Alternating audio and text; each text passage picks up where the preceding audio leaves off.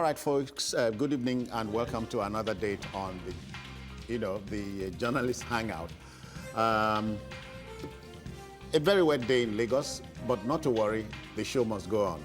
I am Citizen Jones Hussein. On the program this evening, Osinbajo Sanwo-Olu visit Apapa over unending gridlock, just as the VP promises new ports. Fresh showdown looms over vacant APC National Secretary's job. And later on, Southwest governors hold security summit over rising kidnapping and other crimes. I'm hanging out with Babajide Kolade Otitoju. Jide, I greet you. Thank you so much. The only lady in the park is Ifunanya. Ifunanya, I greet you. Thank you. By the way, Ifunanya means I love you. Welcome to the show. Thank you, Citizen All right, Jones. the team is ready. I hope you are.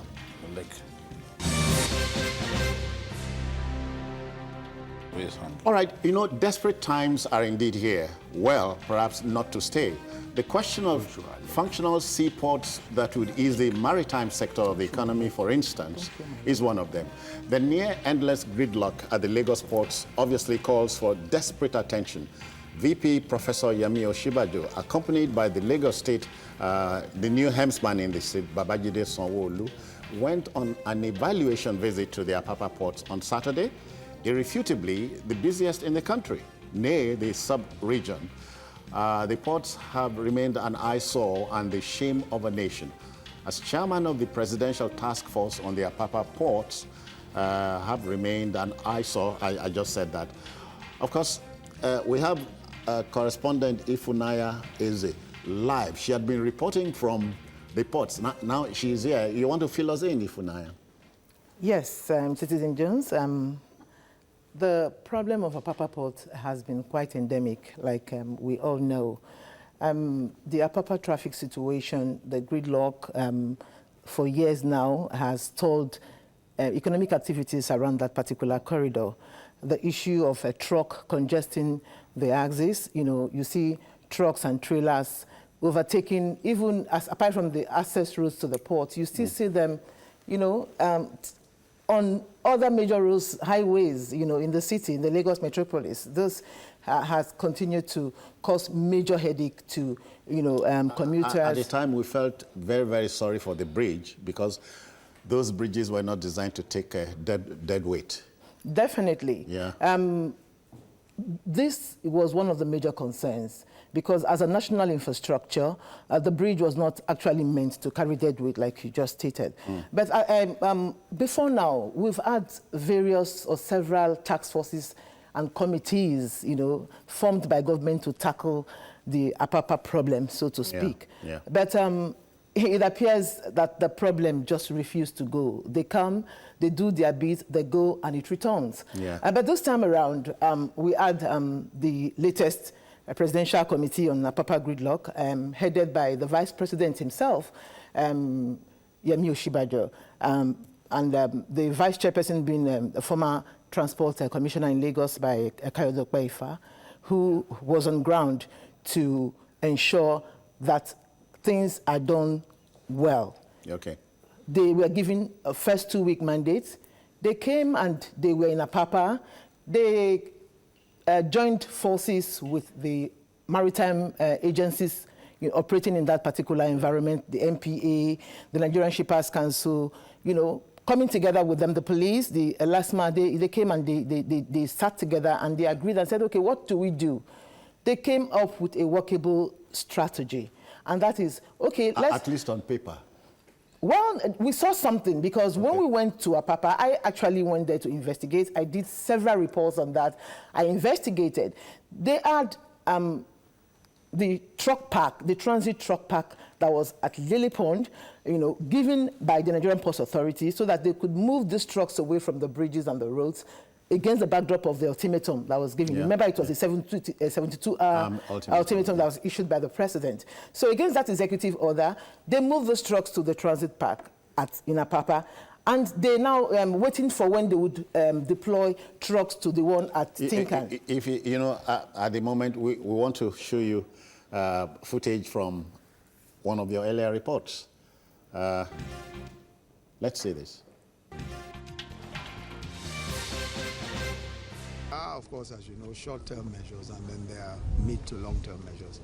One of the mid to long-term measures is trying to decongest the traffic coming into the ports, cargo traffic coming into the ports and coming out of the ports. You know, this is a port that's meant to take 34 million metric tons, and we're doing over 80, in fact 85 to 86 million metric tons today. So there's obviously a need to find alternatives and to expand where that is possible. Of course, the Lekki port is an ongoing project. We expect that will be a great help to supporting the Apapa and Tinkan Island ports. And then we're dredging the Warri port also. And again, just to decongest and to ensure that traffic of cargo out of the ports is done effectively.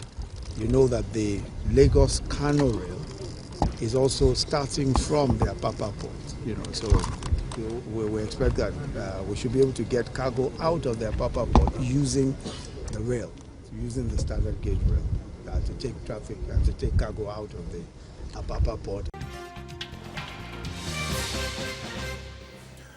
I'll come back to you, but Jide, you know, these problems we're talking about are largely man-made. Yes, and I think that even the terminal operators have to be investigated.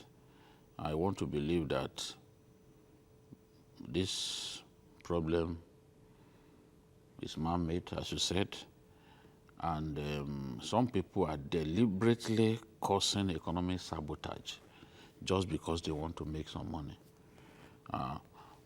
The president can give ultimatums as freely as he wants. If we do not address the problem frontally and take some decisions that will hurt people, definitely we won't be able to solve this problem. There are soldiers, naval officers, and other security agencies simply taking bribe from these tanker drivers and allowing them to remain. You are wondering if that is true? If what is true? If it is true, they are openly taking these things. I do not say things that I'm not certain about on national television. If you want to do your investigation, you can do it. They take bribe. If now you are there now, you are in that place. Corruption is a big factor. Most of the reports I did actually reported that. In fact, I had it on tape. Some of the truck drivers actually saying that they pay as much as 120,000 naira to some of these officials to on allow a daily them pass basis, we are told. For a 40-foot container. So how do you then expect the problem to end? Because I don't like, so there was a time that I suggested that the government should revoke the certificate of occupancy of all the tank farms located in that area. I know it's difficult, but big problems demand big solutions. Oh, yeah. So if we want, there are more than 200 tank farms on that corridor. So what do you do about them? You just have to relocate those tank farms from that area. The people who allowed those tank farms to be located in that area didn't imagine the problems that we now face, because many years back we didn't have this problem. And tank farms were not so many in that area back then.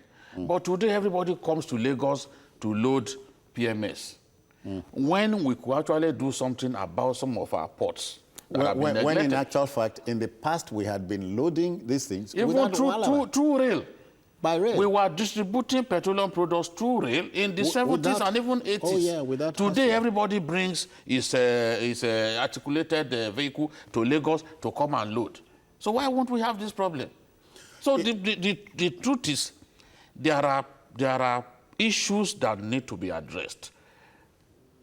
Can you vouch for the honesty of the terminal operators?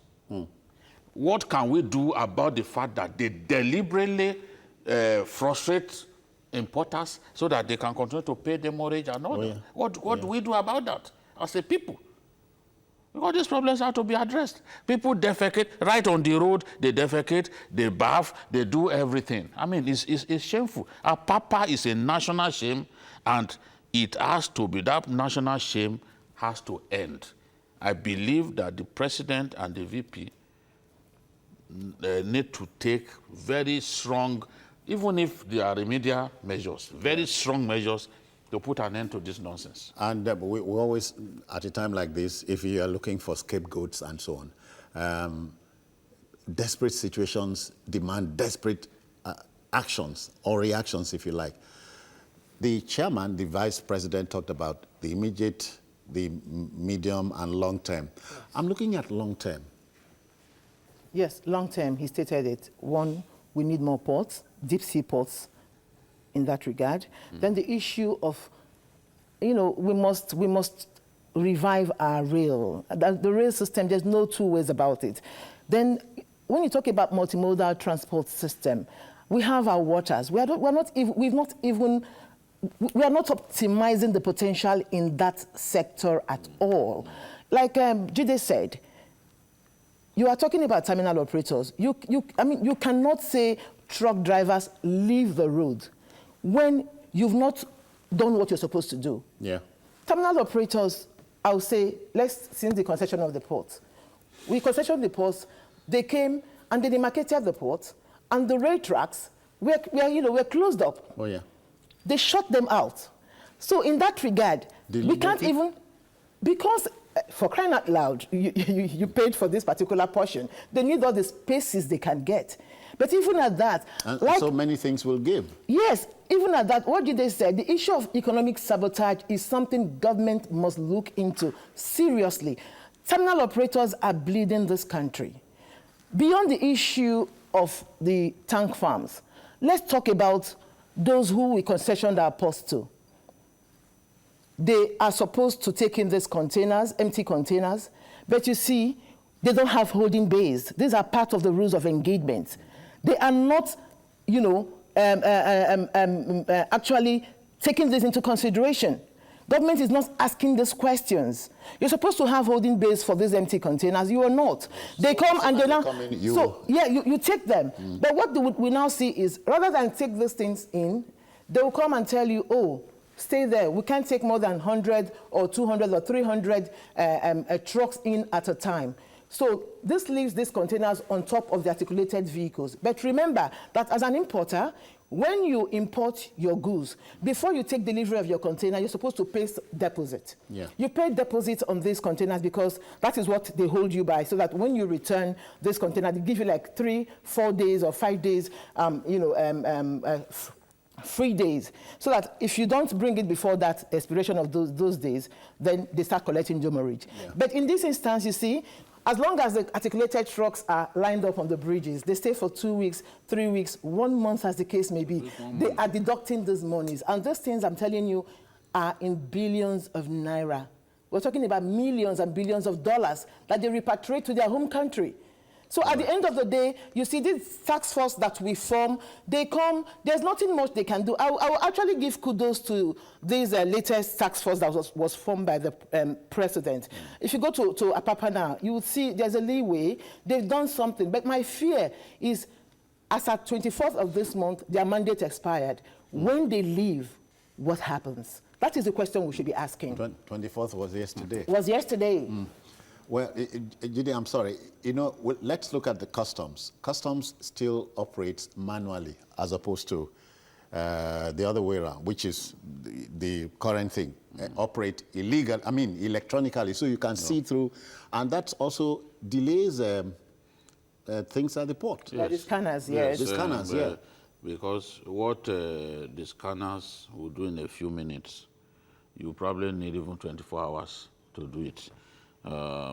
It's a problem for us, and you shouldn't be surprised that serious importers are diverting their goods to ports in neighboring African countries. Nigeria pays them. Nigeria, when they won't spend. Those ports are more efficiently run. The port of Benin, for example, is so efficiently run that it is where many Nigerian importers prefer to send their stuff to. So we are actually hurting our own country without knowing it, because you then go and pay all the levies, all the fees that you need to pay. You should have come home. Yes, because you don't want to take risk. You know that the time that it takes you to clear your goods here is actually longer than the time that it takes to actually bring the product down. People have said it. I thought it was a lie until she interviewed someone and I saw the man explain it. The time that it takes to get your goods cleared. You know, during the electioneering period, Peter Obi said the same thing. That is, it takes more time to clear goods in Nigeria than to even import. So it looked like a joke that the man was just trying to get people's votes. But she did a story. Do you remember that story? Yes. And one of those stakeholders was saying, look, it takes longer time to clear goods here in our country than to bring those goods in. More expensive, too. And more expensive. So why wouldn't you go to the port of Benin? Why wouldn't you send your product to the port of Benin, pay all the duty that you need to pay there, and have rest of mind and not die of hypertension? So these are the little things that we need. Why should customs, for example, not have their systems fully automated? Why shouldn't they have sufficient scanners? 21st century Nigeria. If I may come in there, really. Yeah. Customs system are all automated. I must say this. But the issue here... to the fact that they don't have enough scanners. No, the issue of scanners is not actually customs problem. Terminal operators, I talked about the issue of rules of engagement. Terminal operators are supposed to provide scanners in their terminals. But I've had custom bosses even say that we don't have enough scanners. We don't have enough scanners because, you see, those scanners... Are they referring to themselves or to the issue is that... terminal operators? The issue is that, you know, the issue of scanner is will I say, is something that is not just... Customs cannot just come now and bring scanner. But the Ministry of Finance... Sorry, who uses the scanner? The customs people? The customs uses the scanner. Shouldn't they get scanners if it is something, if it is that's tools of their trade? Job. The point is that scanners are not things you just buy off the shelf. No. Whether it can be bought off the shelf. Most of the scanners we have are obsolete. We should get them. Most of them, of course. The last time I had an interaction with the Comptroller General of Customs, he said, and I'm surprised that up till now we still have not seen the scanners. He said, oh, we've made requisitions for this. They are coming. They are not yet here. So you can say that yes. We cannot say that it is not the problem of customs that they don't have enough scanners. They ought to have scanners. If it is something that they use. If it's a chief tool of their trade. They need to have it. The customs will also come and tell you that even with scanners, that they also need to do physical examination of some of the goods. Yeah. Scanners work more when it is a product that is, mono. You understand my point? Okay. Maybe like most of all these industrial products. But when there are so many products, in a container, oftentimes scanners are machine. It could be difficult actually picking out what each or all of the products are really. But again, it is also an issue that is causing delay. What the Hangout is saying, bring every chief tool of the trade, so no lazy man will complain. They have even said it many times that they don't have enough scanners. So they don't even have scanners. They don't have enough. They should that get is the truth. If they shouldn't be complaining that they don't have, they then tell the Ministry of Finance and go get these scanners. Customs should get these scanners. And that's why many things that ought to not escape customs scrutiny and then it's on the highway that will now be arresting them. Also gives room for corruption because of human interface. Situation whereby you have to come and you examine containers. It gives room for human interface. Whereby look away. Finally, before we go, the VP had talked about dealing with more ports. Can you shed some more light? Yes, it's been in the pipeline for a long time. The issue of the Lekki deep sea port, that they are on it now. The contract for the Badagry deep sea port also is something that they are dredging worry, right? They are dredging worry. But again, beyond that, we're talking about Lagos. These are not the only ports we have in Nigeria. We have ports in the eastern part of the country. We have port in Warri that is being dredged right now. We have ports in Calabar. So all of these, if we could just, shift our focus to developing some of these ports, and, we shift attention from the Lagos seaports as well. I suggested that for petrol users in the south or southeast, you can actually direct them to Warri Port. get those containers to go and deliver PMS, imported PMS at Warri Port, so that those tankers... To serve a particular region. Yes, so that they don't all have to come to Lagos. That's it. So, but we've abandoned those ports. We left them in decrepit state. We talk about dredging River Niger, but no one is hearing anything. So, most of the problems that we have, we brought on ourselves. Man-made. And the viewer will be interested in this. No attempt at offending sensibilities. When we mess the floor, we ask God to come and clear it. It is never done. The problems are created by us, and only we have to clear them. Okay, then, fresh showdown looms over vacant APC National Secretary's job. That's what we are dealing with next. Please stay with us. All right, welcome back, folks. Ifunanya Eze had to do a salvage job, so we want to thank her exceedingly. But let's introduce Tony Waje. He's here, the gentleman from Delta. I greet you, sir. Welcome. Thank you so much, and good evening, Nigerians. We have Mayor Akikbelu joining us. Good evening. Good to see you, too. Good evening. Thank you. Okay, to our next story. The ruling All Progressives Congress, APC, has gone shopping for a new national secretary, a key position in the party's hierarchy. Erstwhile occupant of the office, Mai Mala Buni, had to quit following his election as Yobe State governor. Now the situation has thrown up three frontliners, Waziri Bulama, Kashim Imam, and a former stopgap national secretary, Alhaji Tijani Tumsa. Yes, the APC had zoned... what? Tumsa. Okay. Yes, the APC had zoned the office of national secretary to the northeast, but the question of who needs the job might get to the wire. Leaders from the zone are yet to cast a lot. Jide, you are familiar with these things. Yes, and I think that the APC has to be careful when you behave like you really do not care about justice. It can come back to really haunt you. There's no need to have a contest for the position of secretary of the party.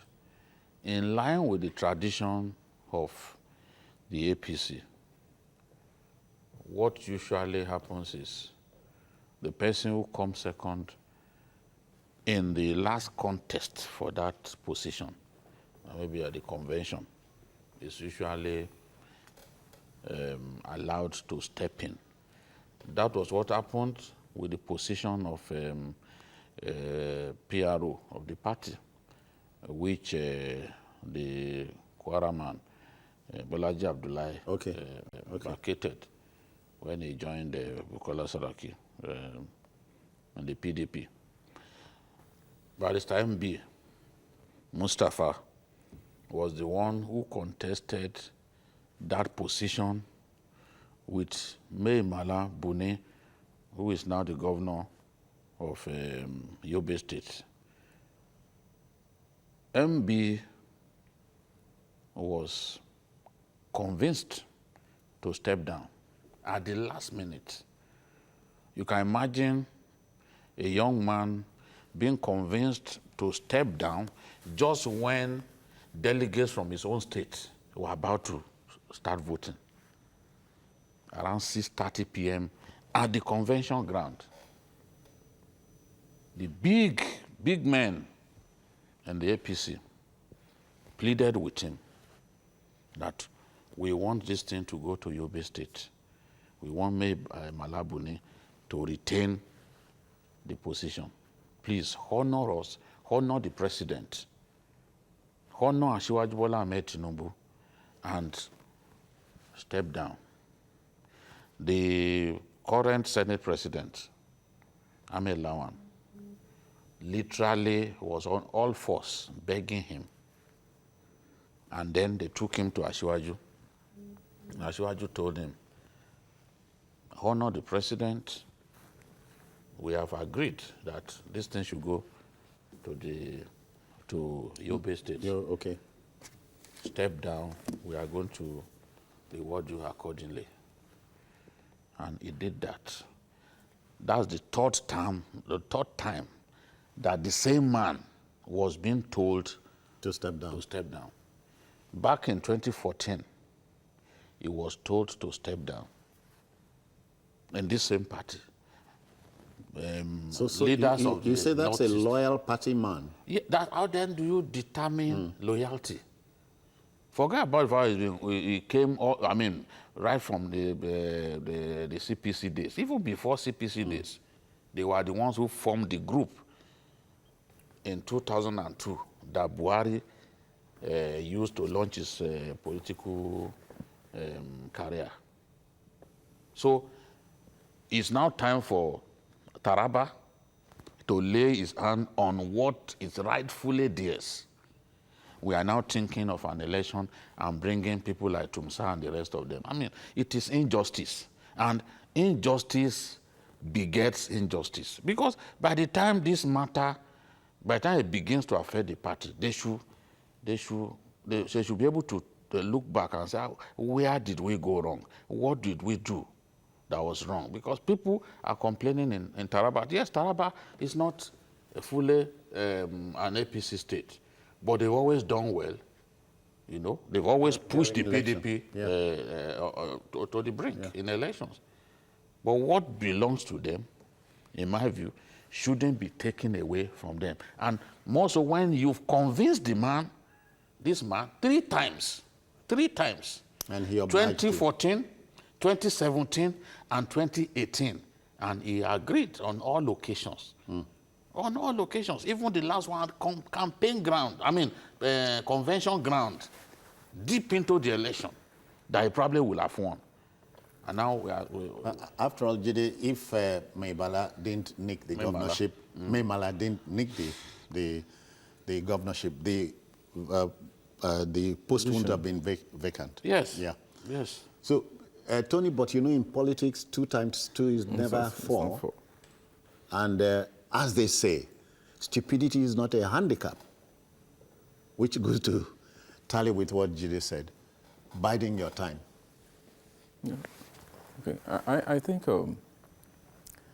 the party needs to be, if he was actually promised 3 times, as Jesus said, I mean, justice required that at this point, because, okay, it's a vacant position right now, so I don't even see why they should just for it. It was a runner-up at the convention. It's easy. You just sit on. What I know, most times the party creates their own crisis. And most times it gets out of hand before they realize the implication. It's late, like what is going on around the country right now within the party. I think it's enough for them to nip this one in the bud. It's so sad that for instance, if I'm in a party and I'm promised 3 times that I should wait, and I still remain in that party, and the opportunity comes, the person sitting on that chair before is a governor, now governor of Yobe State.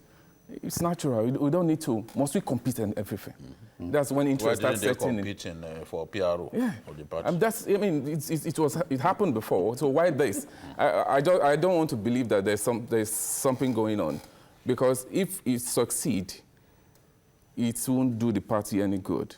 It has happened in other parties before. Yeah. For the fact that somebody was promised and then he remained loyal to the party, it's simple. I don't want to go into too much details, but for me, it's simple. I know you have it welling up in your. I want to disagree. Okay, you're right. So what I want to disagree is that power is not served a la carte. If, yes, the guy is a loyal party man, I appreciate that. That is a loyal party man. But the position of the national secretary of the party is very important. It's a key position. It's a very key position. Yes. So we can't put sentiment in it. If the man is as popular, if he was appealed to step down and he could have won, then let him go and win. There's no problem about that. He can still win now. But let everybody, you see, because my own problem is that in democracy, we should not put sentiments there and say, okay, this man should be there. If it has been zoned to a particular region, let everybody that thinks they are deserving of being national secretary, let them throw their hat in the ring. And whoever wins becomes the national secretary of the party. But don't let us put somebody whose pathway to become the national secretary is because he's loyal to the party. Loyalty alone is not... That's not the thing. We are saying that if you were listening to me, I did. The party has a tradition that because contests usually happen in form of convention and all that, they have a tradition that once there is a vacancy, because I can tell you now, I can ask you. It's natural. I can ask you now. The one for... Hold on a little bit, because this is a party that I follow so much. When what's his name? Babashir, David Lawal. Okay. When he gave up his position as vice chairman Northeast, was there a contest? Was there a contest? I ask you. Because was there a contest? If there are no other contenders, no, then there will always be contenders. We'll agree that it is affirmation. No, who will not want to be? See, if it wasn't their tradition, I won't be saying this. I don't know the guy, but I'm interested in justice. And I gave you the example of Sanwo-Olu. Are you going to say that Sanwo-Olu is the only person from Kwara who could have occupied that position? Why didn't they do an election? I think. Yeah. So they have a tradition. I've been following APC since their first consultative forum meeting in Abuja. Because there's a difference between if you have a region. No, it's from the, no, the thing is, it is... The one in Kwara, there was somebody from Kwara that was holding a post. Which post?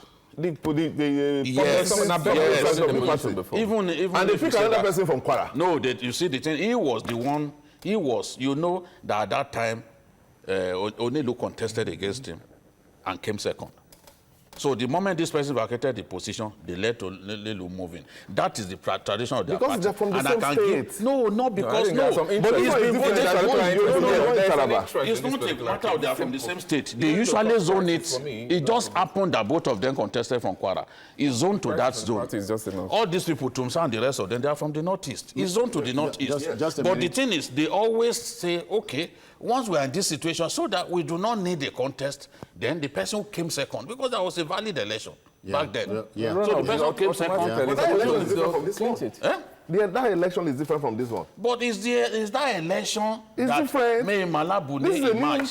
It's not a new, there's no fresh convention. Okay. No fresh convention. Let's not split hairs over that. Okay. Mayor, you want to know, there's a saturation, in a manner of speaking. The Deputy National Auditor is from Borno. I hope you are following the question. Yeah. That's a principal office, Deputy National Auditor of the party, Borno State. But this is Taraba, still in the same region, Northeast, if you get what I mean. I agree. That's what he's saying. Yes, I agree. The of those guys is also that I agree with him. In terms of yes, I agree with that. I agree with that. That for equity and fairness, party positions should be distributed in a particular geopolitical zones. But we also know that sometimes things don't work like that. 2 + 2 is not 4 in politics. You see that this election, they may not do an election. Wait now. Just a minute. In Southwest, every major position nationally that I've come to the South, I've always gone to Ogun State. It's not only Ogun State that is in Southwest now. No. But if it says Southwest, yes, and Ogun State has the best foot forward. So what? You are saying that it's only Ogun State that I have not qualified said so. People? No, that's what I'm saying. That 2 + 2 is not 4 in politics. Yeah, I agree. Baba Konde was he from Ogun State? He did not become national chairman. Is there any position that can be bigger than? Is there any position that can be bigger than national? Of the votes that came to Southwest. That's why I didn't say all the votes. I said majority of the posts. I didn't say all the votes. I don't even that one. I don't know about it. You know, but yes, Tony, you know, maybe this. Our man is looking at the typical Nigerian way of politicking, you know, where equity, fair play are thrown overboard. Doesn't count. Interest. I'm not saying they should do that, though. Do you know that? You see the problem we have? I didn't say that. Even this Northeast thing, Northeast. Do you know the problem we have that people like Mayor are probably not bothered about? A lot of the things from the Northeast. It is Borno and Adamawa. Go and check. Appointments at national level, just as if just these Adamawa. 2 states. Yes. Whether you are talking about service chiefs, they have 2 service chiefs. They have NSA. They have chief of staff. Borno, just Borno. They just gave Borno NPC GMD the other day. Yeah. You think that other states from the northeast, you think people will be happy that this is going on, and there's an opportunity for Taraba to take what is rightfully that rightfully belongs to it, and they can see games being played. You think they will be happy?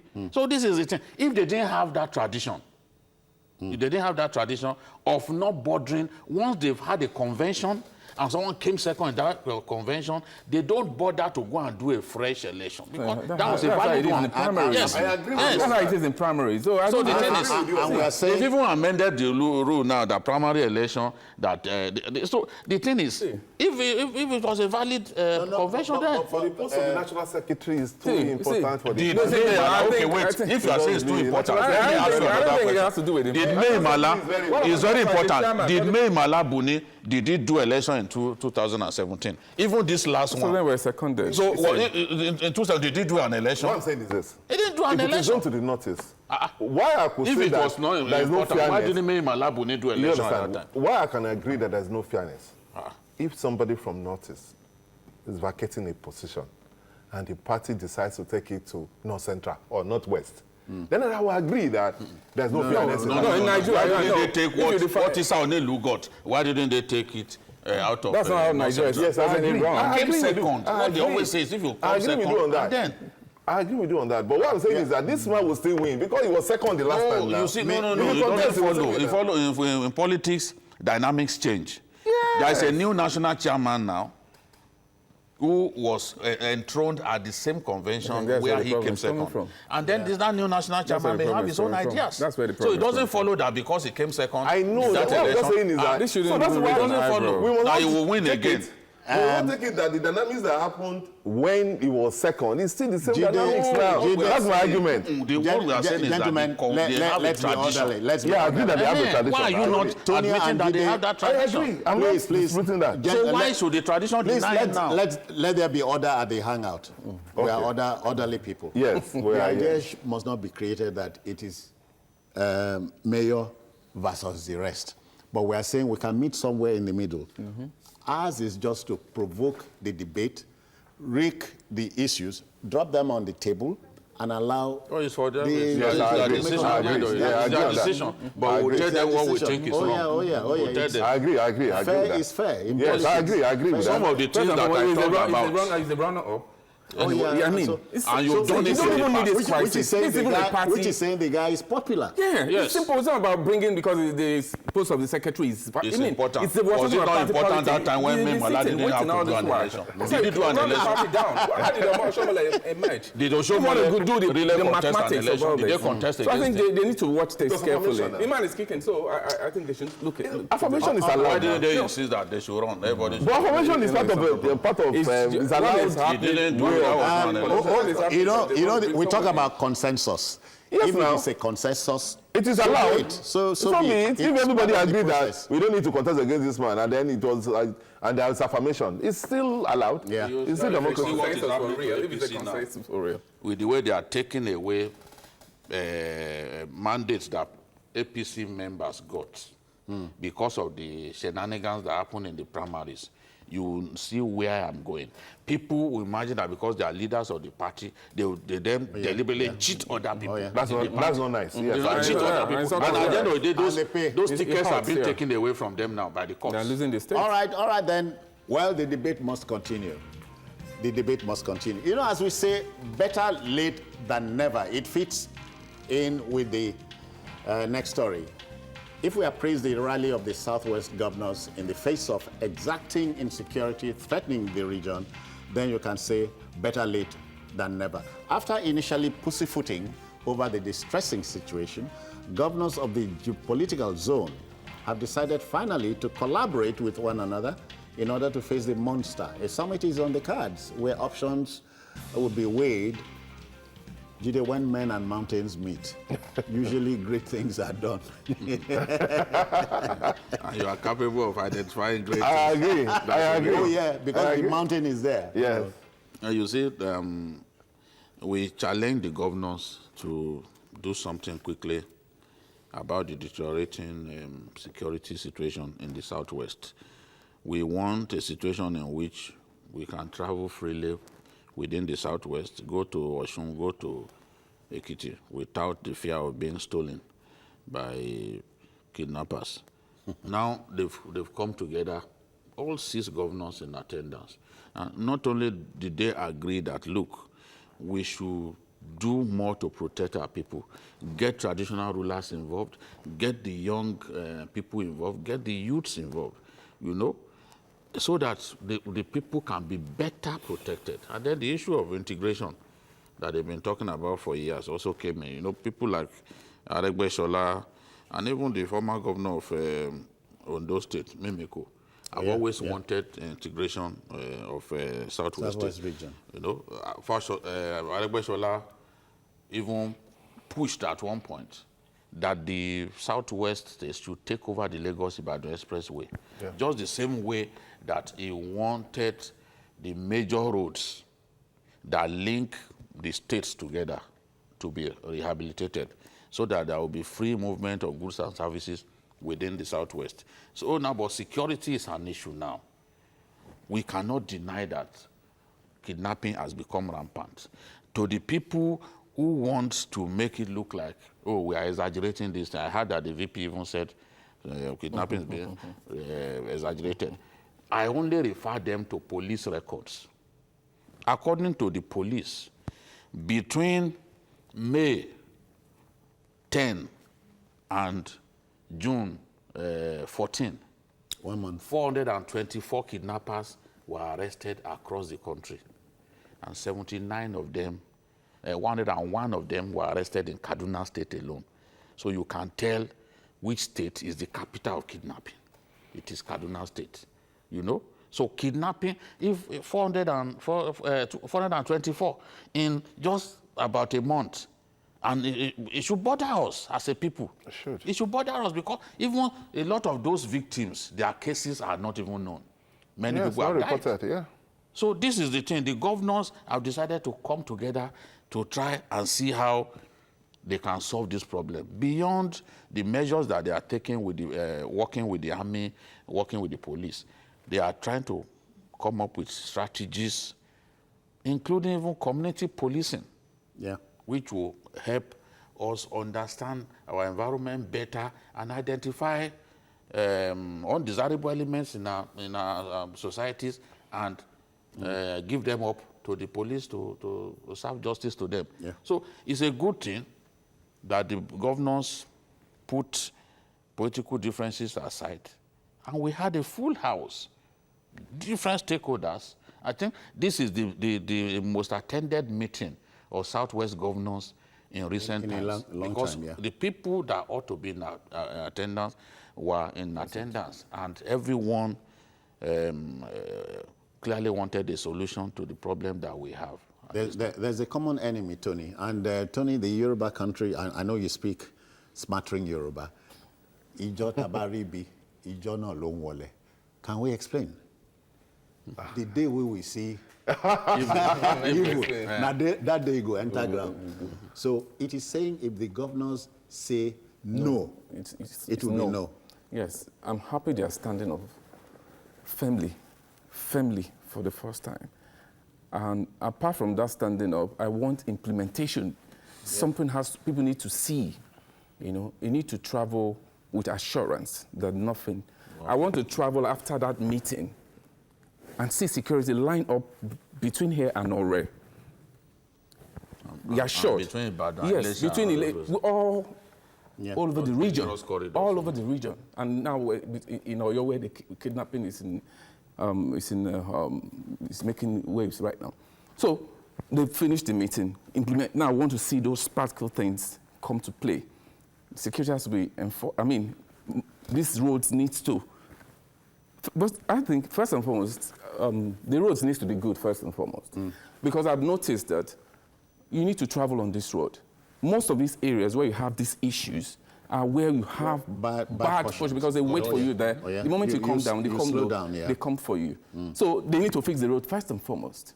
You must travel, and you're sure that because good road ensures reduce your travel time. Yeah. So once those roads and you're driving, There are times you're driving and you're telling yourself that if anybody should cross, I will bring the person. That's when the road is good. So the road needs to be put in place first. Then the security architecture needs to be reviewed. That's it. And enforced. And it's not just about talking about it. We need to see it. When I travel, because I was on that road some couple of days back, and I wasn't. My mind was. My heart was pumping. You had your Bible with you. Mayor, some of the things that came up during the meeting was, I don't know if you're on the same page with me. They mentioned Agbekoya, OPC, and all that. Do you see what I'm saying? Yes, I do. And let me start by saying that I'm excited that they're meeting. That you can go to your. No. I'm from Ikorodu. I'm from Lagos State. So I don't have that kind of crisis. This is my state. I don't have that kind of crisis. Okay. But I'm excited because, at the time, I was wondering that how could we allow some bandits from wherever they came from to come to Yoruba land and start kidnapping us and putting us in bushes in our own land. I found it so insulting. Now this is not who we are. And that our governors were not doing anything about it. Now that they've met, I'm so excited about that. That's one. But I want to tell them things. I'm on the same page with the Agbekoya. What they are saying, basically, is that long ago, we used to have our own security architecture that we put in place, and it worked. Don't forget that at the height of the Niger Delta crisis, there was a time the boys that used to come from the creek then, when they first started harassing everybody, there was a time they almost took over Ondo State. OPC went there and put them in check. OPC was able to arrange boys who went to confront them, and that. We have people, and we must do that. We must have what they are trying to. The same role in Ikorodu. And Ikorodu, yes. There was a time, bandits took over Ikorodu, and OPC went there because you see, every crime is local. And the best way to tackle things is to look for people from that same neighborhood. They understand tackle it locally. Yes, they understand the terrain better. Yeah. So what you just need to do is to organize them. You organize them, provide the necessary logistics for them. That will be the starting point. But I think... all right. Sorry, quickly, before we go, the Arewa Youth Consultative Forum, AYCF, and other pro-northern groups provoked the idea of allowing vigilantes from that region to come into the picture. I don't know. Laughable? I don't know how that can work. Honestly, I don't know how that one can work. Let them leave our security agencies to do this work with the support of other security stakeholders, not to come and form a vigilante group made up of maybe Fulanis, non-indigenous. Non-indigenous. It will, in fact, it will escalate the crisis. It will worsen the situation. I don't know how people come up with this kind of ideas. You know yourself that it will not work because even your intentions will be misunderstood. So we don't really need that that idea. We don't need them to come up with that idea. But let's protect our people in the Southwest better than we are doing now. I want a situation whereby I can go to Akure when I want, go to Ile-Ife when I want. And travel to Akwa Ibom too. Yes, Akwa Ibom is far. That's the problem. No, Akwa Ibom is far. It's far. We don't need security. What I'm going to, what you want me to go and do in Akwa Ibom, I can do it in Ondo State. Okay, if you there permit me. After the show. If you permit me. All right. Mayor Akingbelu, many thanks for your time. Thank you. Tony. Thank you so much. We greet you. And Jide. Thank you so much. All the time. So that's it for the day. And also on other platforms, we'll show you on the screen. Again, at youtube.com /TVC News Nigeria. The feedback channel remains the same. I am Citizen Jones Hussein. Bye-bye now. Take care.